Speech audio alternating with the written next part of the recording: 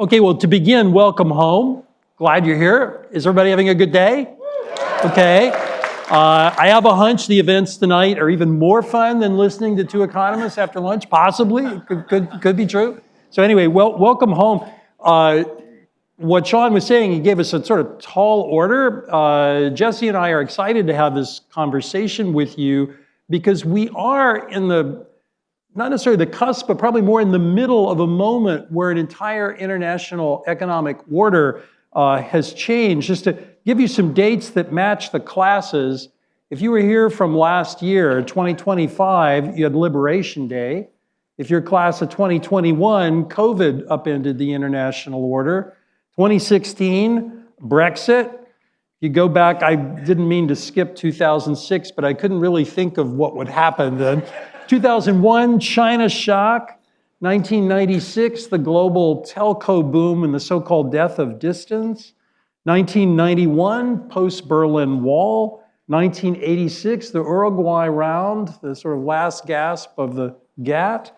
1981, global debt crisis. 1976, Venezuela nationalizes the oil industry and upends that world. And 1971, the Nixon shock. If you're here before class of 71, we'll try to think of something. That's about how far Jesse and I went back. So, just a quick Oprah Winfrey moment. Now, Jesse is the father, really, of contemporary work in geo-economics. This is the Finance and Development magazine. For people like me, this is a fun magazine. I truly mean it. I read it. It is published by the fund, the International Monetary Fund. The cover article is Jesse. And as we talk today, he's going to bring the perspective of super important work that he is actually the father of here at the school. I'm going to bring a slightly different angle on political economy. This is a book I wrote recently called The Wall and the Bridge. The only thing I will say about it is it makes a fantastic Christmas present. So if you want to get it done early, it's in paperback. It won't cost you much. So, Jesse, as we were organizing for this, we were going to talk about, first of all, the post-war international order. You know, it's interesting, we're here on June 6th. That, of course, is the anniversary of D-Day and the invasion of France and the beginning of the end of the Second World War. And it was at that moment that an international economic order came about that we all considered until quite recently normal, but it was actually anything but. You know, if you were to go back in history, whether you want to look at the Medici family's view of international order, the British Empire's view of international order, there's much to talk about. So to me, I'll open and take Jesse's temperature on this. To me, the post-war order was a hegemon, the United States, committing to a set of international institutions. Now, why would the United States do that? Partly for global benefits. That's certainly the way we look with sometimes rose-colored glasses at post-war American international economic involvement. But also there were private benefits to American businesses and American citizens of that. What's interesting about periods in history where you've had a hegemon dominating an international order is the hegemon is always trading off gains from that activity globally with political economy costs at home. As long as things could adjust easily at home, it's fine to be the global citizen and global treasure of the world. One of the things economists like to talk about is, you know, we love to talk about growth and things like that, and that's what the international economic order helped underpin. But the flip side of any coin whose heads is growth is disruption. And over time, hegemons face that at home. And at least in my view, that's what happened here. So I think of the post-war international orders not being on tablets from God, but from a moment in time in which a hegemon, the United States, had a calculus to make. It made it in its interest as well as the world's, and the calculus changed. What do you say, Jess? So first, let me say welcome home. It is fantastic to get a chance to join you for your reunion here. I think we're largely aligned, and the way that I would think of the post-war international order is I think now it's easy to forget how unique of a decision the United States made after the end of the Second World War to essentially not acquire an empire. The United States was by far the most dominant country in the world with a nuclear monopoly. And instead of pursuing traditional empire, it set up the rules of the game of the international system. And in doing so, this was very much a system that I think benefited the United States, but the key feature was it left enough of the surplus to countries around the world that even if there were instances where the United States didn't uphold the letter of all of its promises, it was viewed as constrained enough that the rest of the world was happy to stay a part of that system. So you can think of the United States kind of agreed to fight with one hand tied behind its back, but the benefit of that was they got to stay the most powerful country. Everyone recognized that the full force of the United States was not being used simply to make the United States better off. And so when I think of kind of what has changed, what makes geoeconomics today, when I think of the pursuit of geoeconomics by governments, to me that is the use of a government's economic and financial strength to pursue geopolitical and economic goals. And so kind of to me, the premier case of geoeconomics recently is actually what the United States has been doing towards China in the scope of chip restrictions and AI restrictions. In the first Trump administration and really pursued during the Biden administration, the United States woke up and said, we do not want China to be creating AI chips that will allow its military to get ahead or win the AI race. And so what is the lever we want to pull? We want to make it impossible for China to produce those chips. And so the first thought is, okay, we need to make American firms not sell their machine tools to China. Oh, it's off? Mike? Hear me now? Still no. There we go. All right. So the machine tool, so let's say our policy is going to be, okay, China's not capable of creating a frontier AI factory. So you know what we're going to do? We're going to make it so American firms can't sell the machine tools so China can make those chips. Then we wake up and we realize we don't produce any of those machine tools. And so the game is, how do you get a single Dutch firm, ASML, to stop selling to China? Okay? That's the maker of the extreme ultraviolet lithography, deep ultraviolet lithography tools, basically what you need to make cutting-edge semiconductors. And so what do? We go to ASML and we say, if you continue selling to China, you will be in violation of the so-called foreign direct product rule. Okay? The US basically says, if you are a foreign firm selling your goods anywhere in the world that uses US IP or US inputs, you need the US to agree that you can sell. Now, this was the first time we really use it at this broad brush for a foreign country, but it's not the first time that this rule was invented. This came in the Cold War, where the idea of this kind of foreign direct product rule, our most powerful lever, was how about we close a nuclear loophole? All right, we're in a nuclear competition with the Soviet Union. Of course, we're going to change the laws so American firms can't sell nuclear secrets to the Soviets. But what if an American firm decides that what they want to do is set up an offshore subsidiary and sell nuclear secrets to the Soviets? Okay, we probably need a lever to not do that.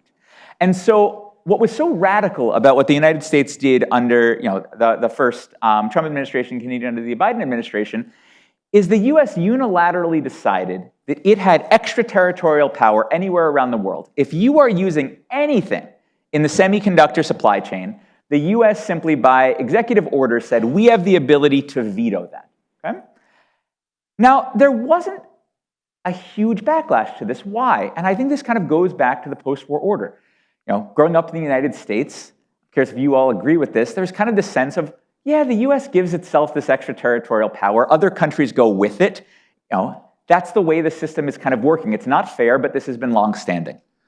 To me, when we look back at this era that we're living through, what do I actually think is going to be the defining kind of turning point? Actually, very recently, when China unilaterally decided that it had the exact same powers as the United States. And so this is when, during the ongoing trade war with the US and the Trump administration, the tool that China uses to combat the United States in tariffs is the threat not just to not sell rare earths or batteries to the United States, but it comes up with its own foreign direct product rule. It says anyone anywhere in the world needs China to sign off on the export of or the resale of anything that has any Chinese rare earths in it. And that is giving a unilateral veto on any kind of battery anywhere around the world. And so I think it actually gets overlooked because President Trump's reaction was the kind of over-the-top Truth Social post of 100% tariffs, and all the rhetoric we would imagine. But this is a case where I actually think any American president would have responded with that kind of force, certainly not in the same way. Why? Because it is the first time that another country said, we are the peer of the United States, we can veto anything happening somewhere around the world. And you know what? When the US and China went into their trade negotiations, the US blinked. Why? Because China could actually do this, and the US couldn't stop them. And so why do we not currently have the tariffs on China? Because the US wanted China to drop this rare earth restriction. And this is kind of, when I think of kind of the end of that post-war order, to me it is that moment where in the economic space, because of course the Soviet Union was a massive rival in the military and political space, but not the economic space. This is the first time another country could say to firms and governments around the world, do what I want, or I'm going to cut you off. And that, to me, is kind of the era-defining change that we're living through of the US is still special, but there's now another country that's kind of given itself those types of powers. Yeah, I completely agree with that. We think as economists about geoeconomics as using trade or financial relationships or payment systems, weapons to achieve geopolitical goals. But based on what you said, what occurs to me is there was political science work by Albert Hirschman, which you have referred to a lot in your own work. And interestingly, I can look at all of you and tell economics was your favorite subject in business school. You just have that ringing look. So if you'll remember, there's a measure of competition or the lack thereof, the Herfindahl-Hirschman Index. We use it in government policy and anti-monopoly rules.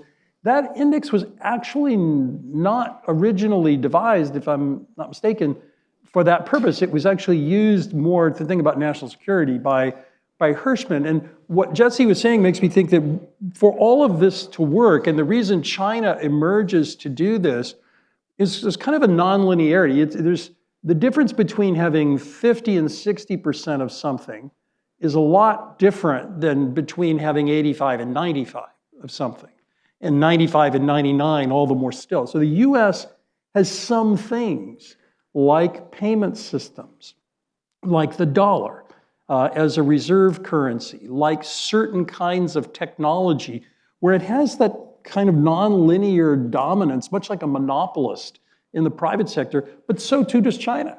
And this is really a rare point. So I mean, the international economic order was certainly challenged from within, because within the United States there were many constituencies that felt like they had been disadvantaged. But certainly China is very different from the European Union, from Japan, from other people who could have challenged the United States. And I'd be very interested in your take on this, Jesse, because you've been doing great work on this. But to me, for business, it says two things. One, you really need to do scenario planning, of trying to think about what are the states of the world in which one of these hegemons uses its monopoly power, and what does that mean? And then does it affect you or your competitor more? And I wanted to pause on that because I know this is work you've been doing and you should talk about it.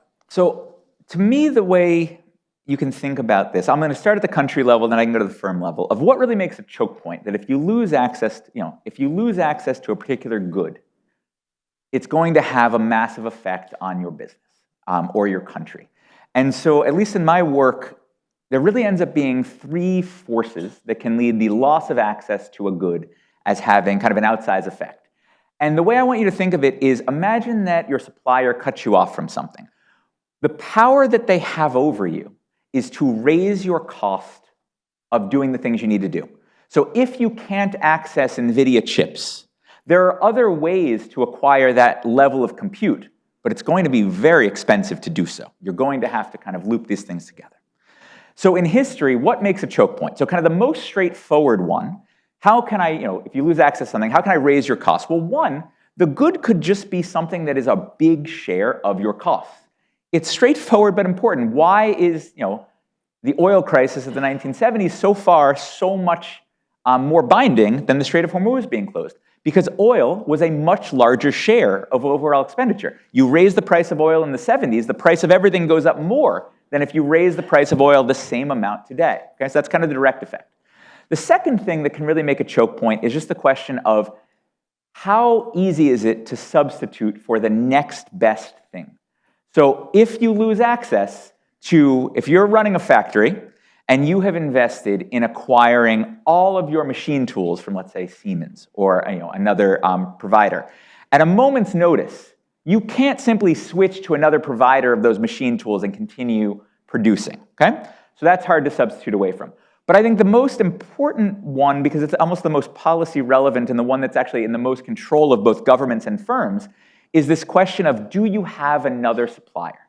And so let me go through the thought experiment of what would happen if, let's say, Kenya, a producer of great coffee and other things, comes to the United States and says, US, I need you to do what I want or I'm going to cut you off from the supply of coffee. We all know why this is kind of ridiculous. Why? Because, yeah, I might prefer Kenyan coffee, but I can buy Colombian coffee, I can buy Brazilian coffee. I'm substituting between things that are pretty close between one another. That's very different if every single coffee producer in the world says, US, do what I want, or we're cutting you off. Suddenly, it's not substituting between Kenyan and Colombian coffee. It's, oh no, do I have to drink tea? And that's a much bigger change than you would have had. Too little caffeine. Exactly. Not worth. And I think, to me, this is where firms and governments are not quite recognizing enough what it means to have a choke point. So right now, if you were to actually look at where is the US a true monopolist, okay, in the providers of goods and services, the answer is nearly nowhere. Where is the US a near monopolist along with its friends and allies? International finance and the provision of cross-border financial flows. And so the question of if the US were to say, okay, you can't do business with us through the dollar, that is a threat that is dramatically more powerful if the US and other of US allies go along with it. Why? Because suddenly you're not thinking, do I need to switch from the dollar to the euro or the dollar to the yen? You're thinking, do I need to switch to bartering or crypto or something that is a dramatic change?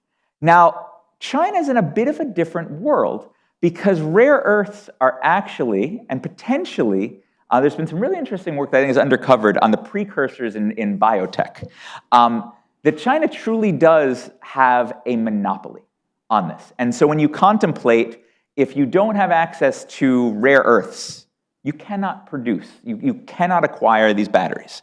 Now, that's a case where, on the other side, what makes a threat kind of credible? How could this happen?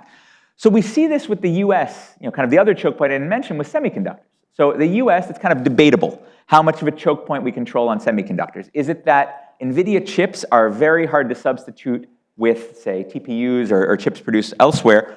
Or is it that there really is, on a certain type of compute, we can think of this as a monopoly, okay?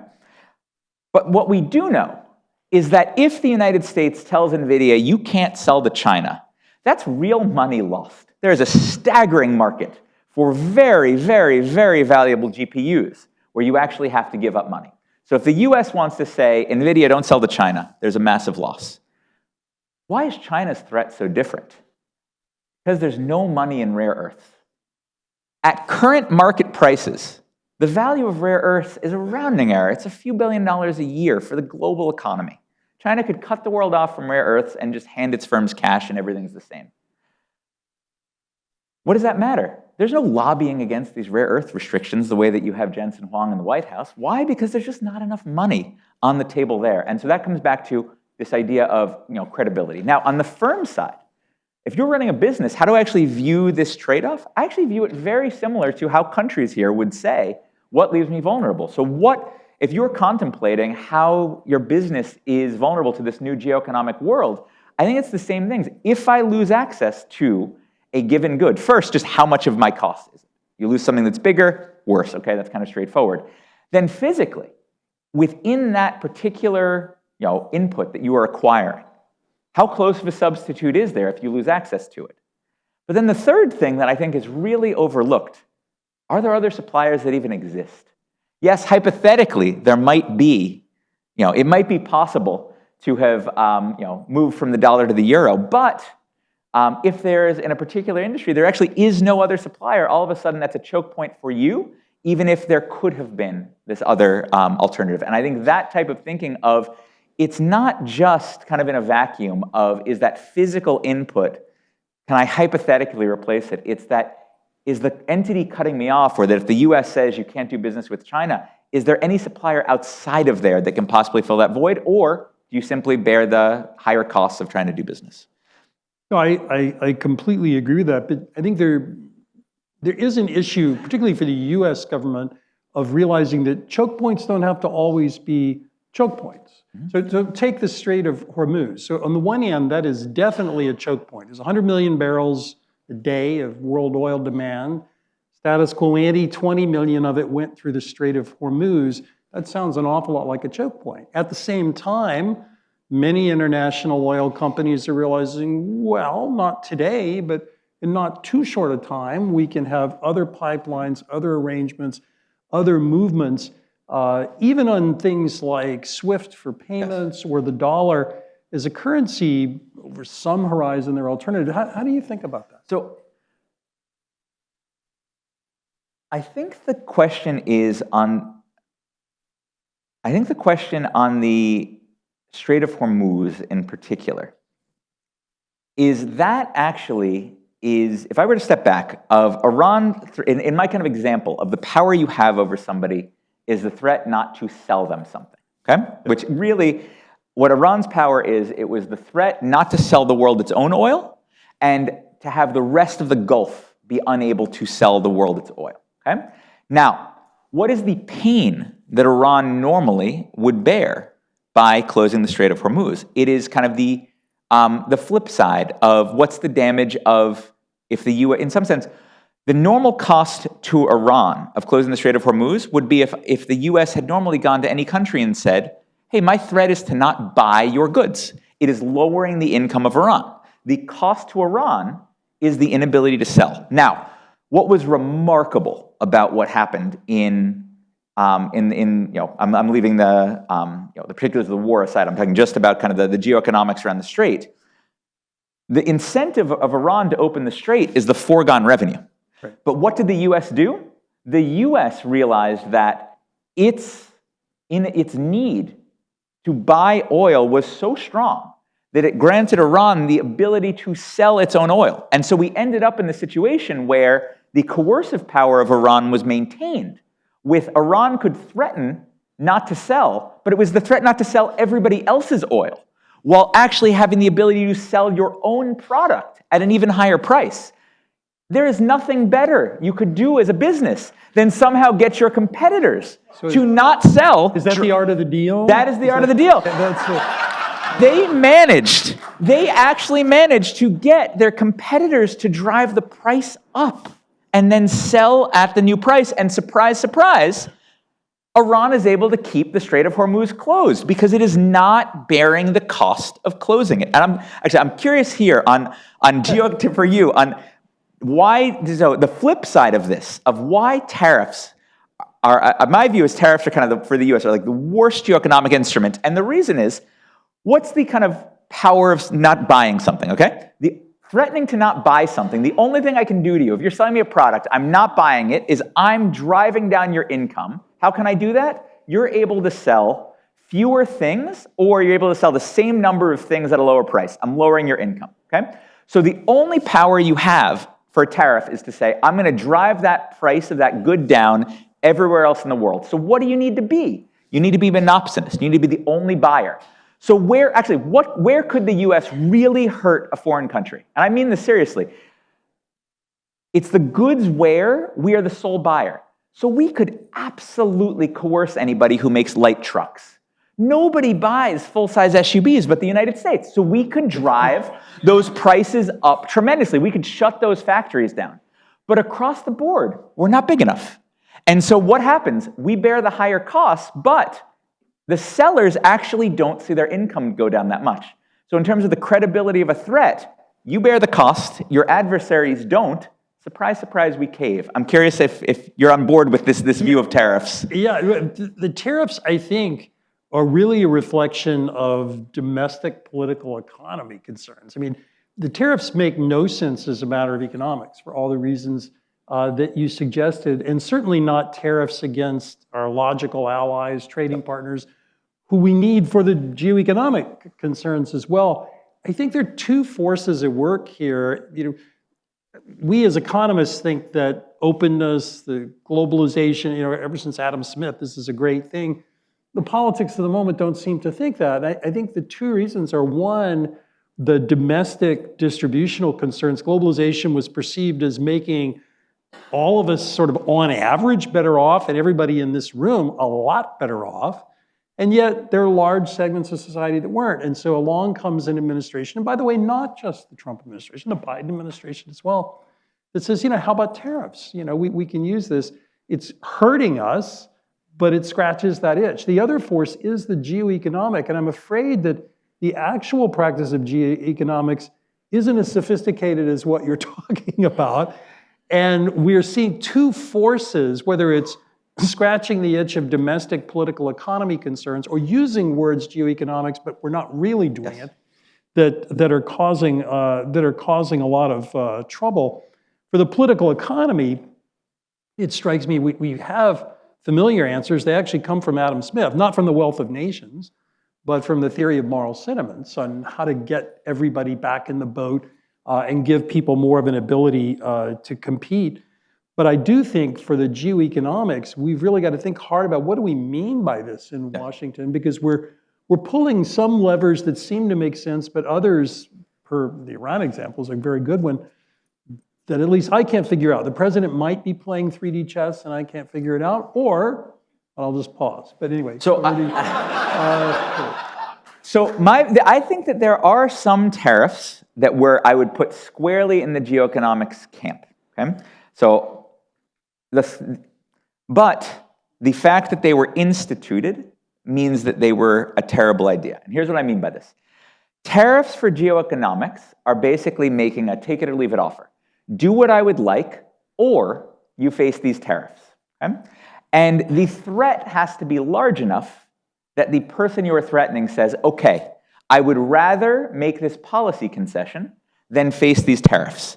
The worst thing you could do is say, do these things, or I'm going to put these tariffs on you. And they say, well, that's not enough. I don't care.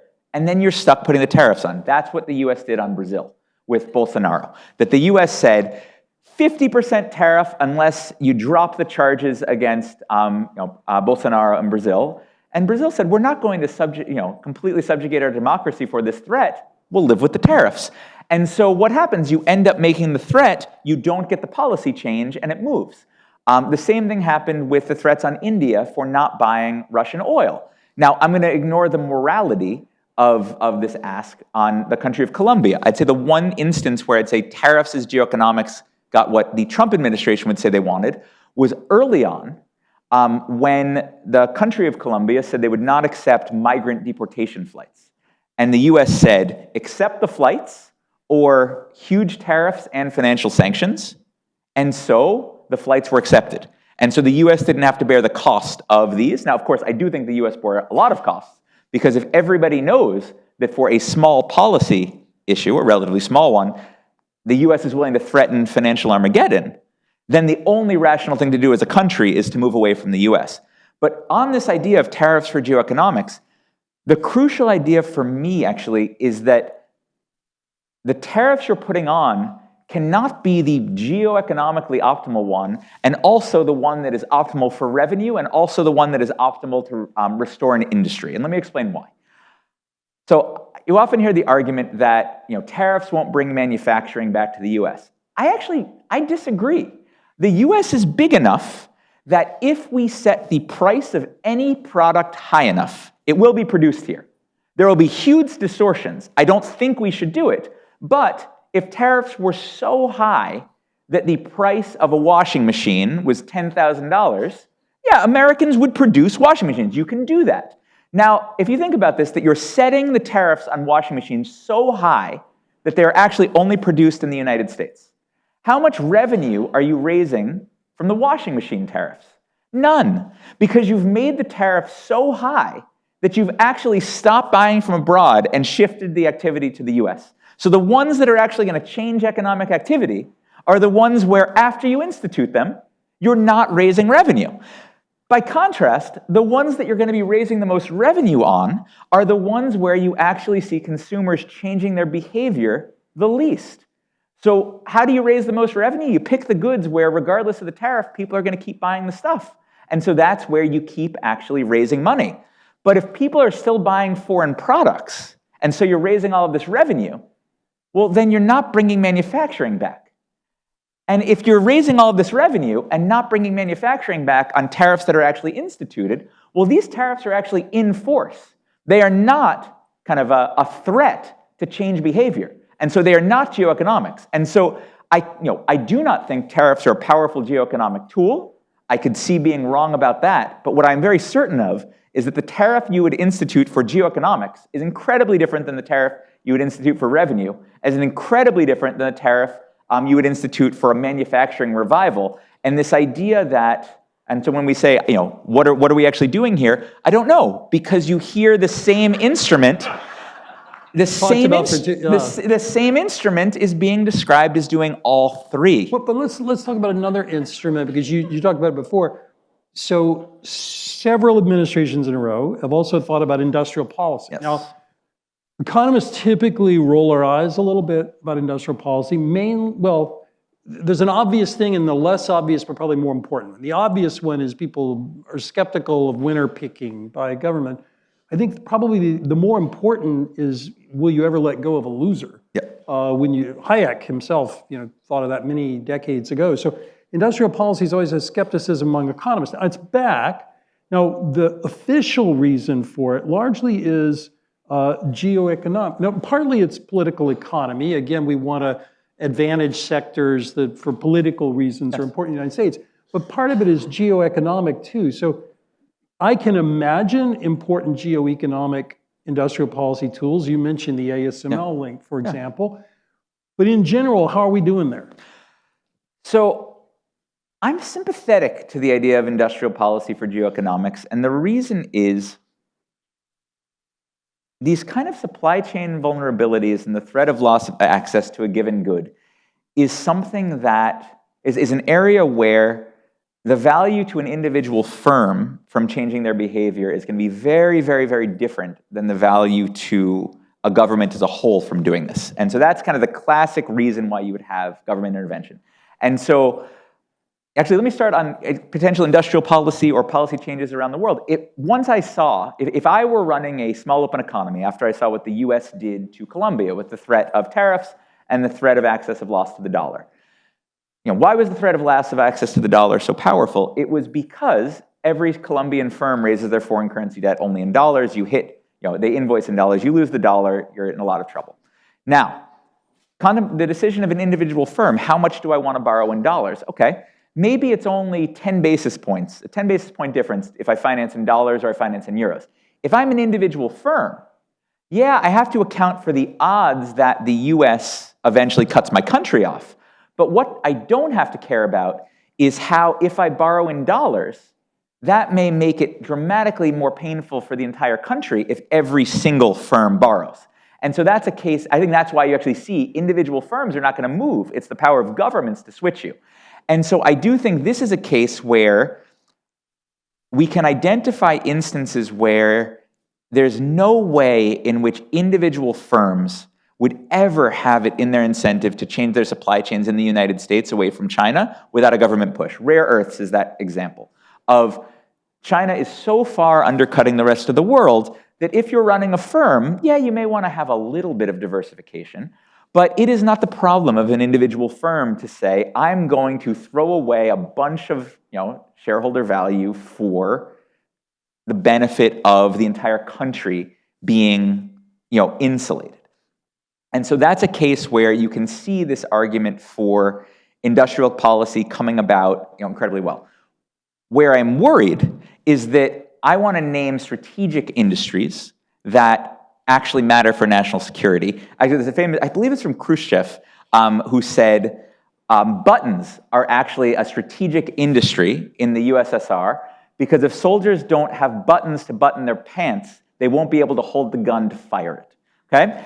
And this is capturing the idea that for policymakers, there is nothing easier to do than to say that industry that happens to be in my congressional district is a core object of national security. And so it's not that I'm suddenly going for pork barrel politics and I want industrial policy. No, no, no, no, no, no. I'm protecting the country against coercion. And so to me, that's actually when I think of like economics research and the value of academia more generally, I think it is providing some structure on what it means for something to be strategic. Because looking ahead, I think one of the optimistic scenario for me is there's not that many things that I would classify as strategic, or at least my work says as strategic, that I would say the US and China should decouple on. I don't think there's a reason to decouple in furniture. And I think that this idea of industrial policy is, if you can define it narrowly, where there actually is a market failure, and instead of picking this winner, it's saying, okay, these are the things where we do not think firms have the ability to internalize the damage that a choice of a supplier has for the country in wartime, and it's left there. That's where I see kind of a hope for globalization making it through, but the more concerning one is when anything can be justified on industrial policy grounds. This is my fear. In a horse race between sort of true geoeconomic ideas where you're in charge and political economy pressures that say buttons, everything is, that's what worries me. Now, we talked about Colombia. Yes. I want to talk about Colombia for a minute. So just before we open up for questions, that's a warning. We're going to open up to you in just a second. What are we doing about all this in the MBA program? I know on the political economy side, we now have political economy courses, business and society courses. The strategy course has taken into account some of these things. I know the macro team does in the global economic environment class. You and Joe Stiglitz have taught on this. So from your perspective, what do you think is going on in the MBA program? So my view of what's happening in the MBA program is all of these issues of geopolitics are moving from being a footnote to the core of business strategy in response to questions from students. That I think that economists and academia more generally moves incredibly slowly. No. Incredibly slowly. And it is just getting to be ridiculous to talk about the micro or macroeconomic environment or the strategy environment and leaving these issues on the side. That you can't contemplate things like AI adoption without thinking through these geopolitical issues. That you can't contemplate, okay, should I can save a bunch of money right now moving most of the analysis of my research from OpenAI or from Anthropic to Kimi or Kimi Code, the open weight Chinese models that have nice harnesses there. So far, Colombia has not been willing to grant me access to feeding information there. And so these types of issues are no longer on the side. And I think what really came out, so I taught this with Joe Stiglitz. It was incredibly fun. It was the first year we taught together. We did globalization, markets, and the changing economic landscape. And this idea of how do you run a firm in the global environment, every question from students ended up back as how do I navigate the fact that, I'm going to summarize. I view a lot of the questions coming from students here and when I talk to business leaders around. To me, the thing that people have realized is the same exact product produced by a firm can now have a different market depending on where it was produced and what its components were. Depending on what goes inside, you're good, whether that's IP, whether the people you hire, where you locate your business. That changes where you are able to sell it and the terms at which you are able to sell it. And so when I think of teaching about macroeconomics, we had been treating, I basically been saying, of course there's these frictions in the real world, but you can largely abstract from that and still understand what's going on. And I think the thing that has really changed is that level of abstraction is no longer helpful. Yes, it looks clean and clear, but I think that the environment has gotten so far from what everybody actually sees at their firms that we've tried to adjust and say, let's put it front and center to provide a framework because, everybody's encountering these issues in real time. And so I view what we can do is provide the scaffolding to say, okay, here's what we have seen, here are the types of issues, to provide this kind of structure to address it. Open to you. Questions? I mean, people have mics. We'll take whoever gets a mic.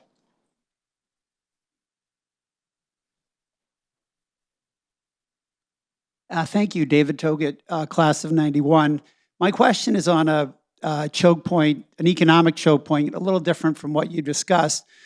The financial press has written that once interest expense on a company's debt exceeds its defense spending, countries historically go into decline.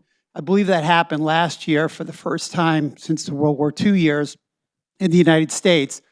So two-part question. First, do you think the historical example is relevant today? And then second, if you do, what are the economically viable options to the United States to correct this imbalance? Well, I'll start. I feel like that question's really for you.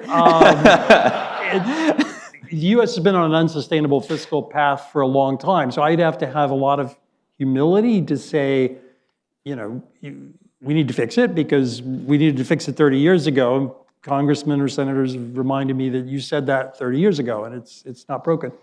The problem is severe, and it's not just the tipping point of defense spending now being topped by interest. It's the fact that the trajectory of hard-to-change spending, largely on older Americans, but some on low-income Americans as well, is on autopilot. What to do about it would be to reform that spending, as well as adjusting revenue. The economics are not the challenge. The politics of that are the challenge.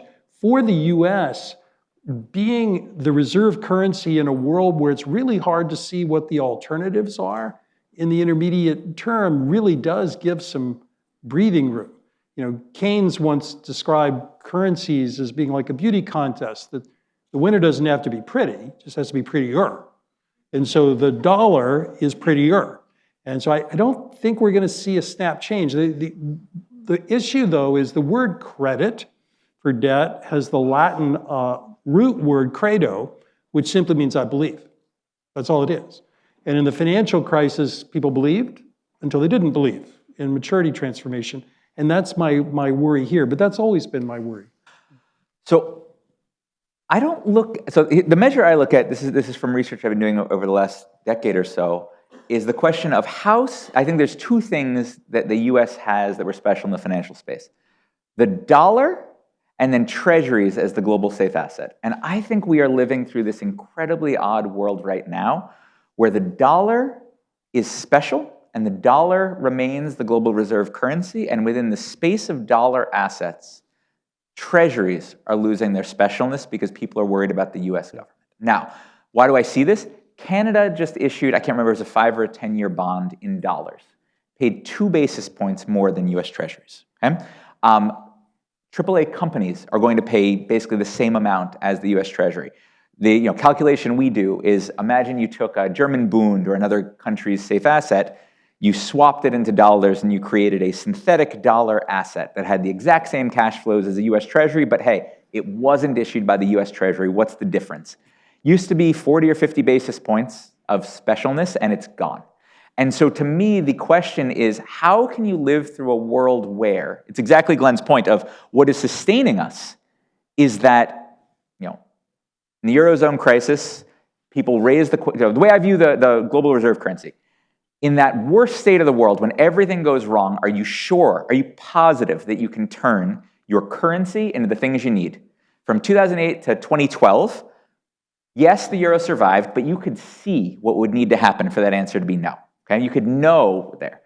For the renminbi, you know exactly what it would be. China puts on capital controls on getting your money out of the country. You have a lot of renminbi inside of China. You cannot turn it into the things that you need outside of the world. So the US dollar is the only one where you had that. But this concern about the US fiscal trajectory has meant that we have the dollar special and everybody panicking about the treasury. And to me, the unknown link is how far can that gap go? How can the issuer of the safe currency lose its specialness in the currency it creates before you start seeing it in all assets in that currency? And unfortunately, the unsatisfying answer on everything related to debt is, I know there's a limit. I think we we're don't know getting where. there, but I just don't know where. The price measures are concerning. And it becomes- No one is using Canadian US dollar denominated bonds as collateral. Those like specialness Mark things. Carney is. No, they're using Canadian dollar. Yeah, So yeah. that's the sense in which it's disappearing, and we can measure it in prices. When are we going to see it in outcomes? But it's a self-fulfilling process too, because as Jesse pointed out, when treasuries start to lose their specialness in that world, the US had a real borrowing advantage. Yes. And when that goes away and interest rates are higher than they otherwise would be, and you're still running large deficits and a large stock of debt, that's a self-fulfilling problem. But whoever's the mic stewards, tell us where to go. Yeah, so actually my question was actually very similar to this gentleman's question, Ed Lugo, class of 96. Just along those lines, in terms of, I guess what I'm thinking about is the US actually losing its reserve currency status and what it would take to get there. Because I'm thinking about the interest payments that you were mentioning, and obviously we're past $1 trillion and it's actually accelerating as we move forward. And so I just want to get a better sense of kind of what you think. The question is, what do you think it would take for the US to lose the reserve currency? You talk about when and if and when that can happen, it's too hard to tell, but kind of what are the steps to get there? I guess that's another way of asking the question. If we lose it, it's not taken from us. And let me explain what I mean by that. We started this afternoon by talking about the post-war order and international institutions. The US has commitment, not only international institutions, but domestic institutions, the rule of law, the commitment to pay its debts, going all the way back to Alexander Hamilton, our first Treasury Secretary. And Columbia, yes. King's College, actually, but sort of Columbia. So I think, are trifling with those institutions in some ways, and that worries me more than whether the euro gets its mojo or the RMB can credibly commit to convertibility. But I don't know what your thought is. I think if we try to solve some of these problems with capital controls that we don't call capital controls, like if you think of Steve Myron, former CEA chair, I guess now Fed governor, he wrote the user's guide to the, reforming the international financial system. The so-called Mar-a-Lago Exactly, the Accord. Mar-a-Lago Accords. And there, it's a lot of version of we are going to make our allies buy treasuries. There's going to be this kind of, basically, it's going to matter who actually holds the treasury for geopolitics. And we are taking steps towards that. The US, when it said it seized Afghanistan's reserves after the fall of the Taliban, seizing reserves is the same thing as selectively defaulting on your debt, depending on who holds it. Seizing the reserves of Russia is selectively defaulting depending on who holds it. And so once an asset, once the safe asset has a different value depending on who you are, I think suddenly you have to raise that question of, are we sure that you can be there? And one of the things that was interesting is after the financial sanctions on Russia in 2022, you did see countries around the world start to say, okay, now I'm going to hold a little bit in Chinese renminbi. And it wasn't only US adversaries. You also had the Central Bank of Israel saying, actually, we're going to have a little bit in renminbi because, of course, there's a state of the world where you could imagine the US sanctioning Israel. And so this question of, now, I think that more generally, though, when you turn to things like financial repression, that if you do not solve your underlying budget crisis, it becomes very tempting to use your other types of power to raise resources. And even though that might work in the short run, the only reaction of everybody you cannot coerce is to say, I need to hold something else. Who's got mics? Okay. Hi. Thank you both for joining us. Carolyn Branco, class of 2011, and I was an econ undergrad, so I really enjoyed this whole discussion. So I had one question that you've talked about before around semiconductors, and so for the context of the thank you. All right, quick context for the room. We were, you're talking about semiconductors before, and about 70% of the world's chips are produced in Taiwan by one company, TSMC. So everything that produces AI, phones, fighter jets, et cetera, is on this one single island that, of course, China claims is its own. I was wondering if you could talk a little bit about that choke point and what you think the governments of the world should be doing rather than, and what they are doing. I know the CHIPS Act you mentioned before, but what can governments and companies do to sort of de-risk against that one major choke point? So this is a case where I do favor industrial policy. If I were the United, I do like the idea of the United States subsidizing enough that that threat is insulated. If I were the Taiwanese government, I would do whatever I could to not, lose that monopoly. But I think that more generally, this is a case where you have to forecast the intentions of the Chinese state. And on forecasting the military intentions of the Chinese state, I do not have a feel, honestly, for how likely these military scenarios are. And so I think that this is a case where there's no reason to try to replace Taiwan, if you're the United States, to replace Taiwan or try to replace Taiwan as the premier producer of semiconductors. But the key for ameliorating the cost of a choke point is coming back to this nonlinearity point. Yeah. You don't need to go from 1% to 40%. You might only need 5 or 10 for the most essential parts of the economy to keep going. And so my hope would be that it stays narrowly focused, because this is an area where the private sector clearly is innovating. And I'm happy to take a little bit of inefficiency and perhaps not picking winners for the insurance. But if you get to the level of this is actually what all firms are using to produce their products, I think especially in the AI race, that is so distortionary, I get concerned. Yeah, I agree with that. I mean, TBD, whether the kind of subsidies we do under the CHIPS Act are as good as just having better basic and applied research, we'll see. Okay. Stu Seltzer, class of 91. Glenn, you opened up this the seminar by kind of reliving or restating all the crises over the past 50 years, almost like the lyrics of the Billy Joel song, "We Didn't Light the Fire."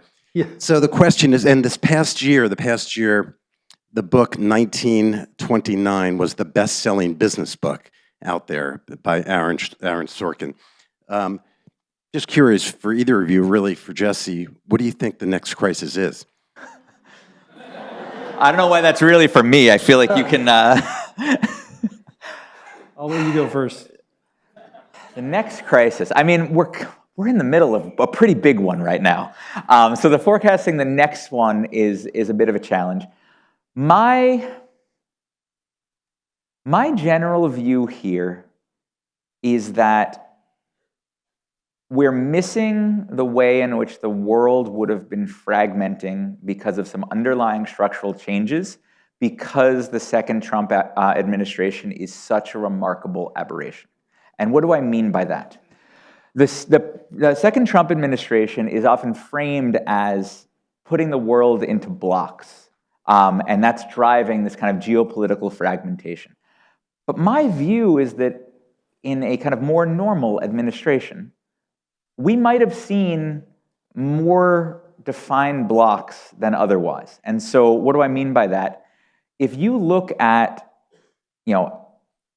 Chinese import penetration in electric vehicles in Europe, my counterfactual is if the US was, say, a reliable ally of Europe at this point, I would imagine that there would actually be kind of an across-the-board rising of trade barriers against China for domestic protection in Europe. And so one of the reasons I find it so hard to kind of forecast is, I think if you go back to a kind of standard Republican administration or a standard Democrat administration, not that I'm forecasting that, I don't think that you go back to the liberal international order that you saw after the Second World War. I think instead you go back to a quite fragmented world where countries and traditional US allies actually are putting more restrictions on these gains. So I know that's not kind of a crisis, but I view that as a crisis of the international system. And so to me, that open question is when we see, if and when we see traditional alliances restored, do you actually see a sharper fissure in the world economy, albeit a far more defined one?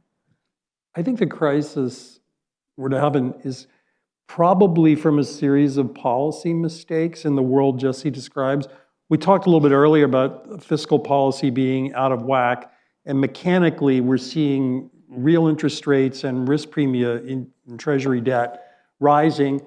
There's always the possibility of a monetary policy error on top of that. That's what worries me. And the reason it worries me is because there are whole large asset classes that have grown up in recent years in calm interest rate waters, and an era of very high interest rates may turn that around. You're already seeing it, for example, in pressures on technology firms, which are just in bond math and stock math terms as long-dated cash flows.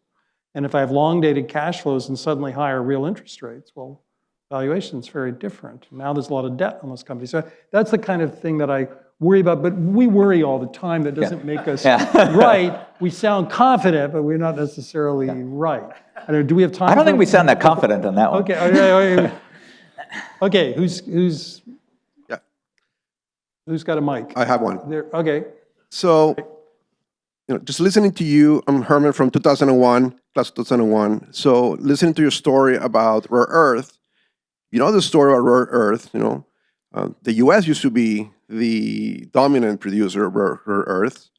Under the Clinton administration, the largest producer was sold to China, and then China dismantled that operation and created a monopoly that they now have, right? The industrial base of the US has been decimated by unfair competition. And I think we are, there are other industries in which we are vulnerable besides just rare earths.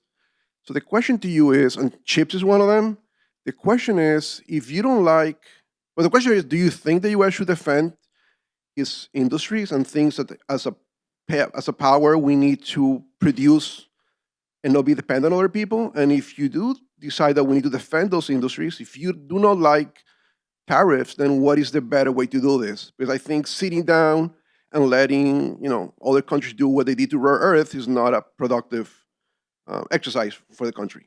That's a matter of policy. Yeah, it requires a process for, as Jesse said earlier, thinking about what truly is strategic. Now, I'm going a little bit over my engineering skis here, so somebody may rein me in. I don't think rare earths are even particularly rare. It's the processing. China's monopoly is really about processing and things like that. And that's where the US went a cropper. And the question is, if I could believe that Jesse were the one who got to decide which of those, then I'd say, okay, I'm in for that. I'm a little more worried it's politicians, and what's rare earths becomes steel or things that just don't strike me as so core to national security and not achievable with our allies. So that's what worries me. But if you can be strategic, you absolutely should. And a series of administrations of both political parties, it's not a partisan statement, have made that error. I'll let you have the last word. The real challenge of your question, I think, is like the crux of this geoeconomic era. The success of globalization is that the US doesn't produce rare earths. The premise of globalization, why globalization can make the whole world richer and more productive, is that we're able to specialize in what we're better at. Or what you're willing to produce. Rare earths, incredibly dirty to produce, low value added, a very rich country. If we had the guarantee of free flows across borders, it would be crazy for the US to be producing rare earths. And so the real challenge is, if the source of all of our economic security issues today is the flip side that globalization delivered on specialization. The threat to take something away is only meaningful if you don't produce it. But if globalization means we have all specialized. And so I think the challenge in navigating this new era is you cannot have economic security without giving back the gains from trade, because the gains from trade are just specialization. And so that version of how we navigate the world is really what I wrestle with. The actual tools, I think for some it's industrial policy. I could be talked into a targeted tariff. I tend to not like that as much. But I think it's a formal reckoning that what we're really asking when we say, should we pursue economic security, it's, are we going to undo globalization? They're the flip side of the same coin. Before we let you go, I would say something we both said to you earlier. This is the core of what we're doing now in the MBA program. A lot of these trade-offs that we're talking about that would have been footnotes or maybe even endnotes that you didn't even see even 10 years ago are very much core to what we do. So this conversation today, we're having with the students all the time in real time. Thank you for hanging with us. Enjoy your reunion and welcome out.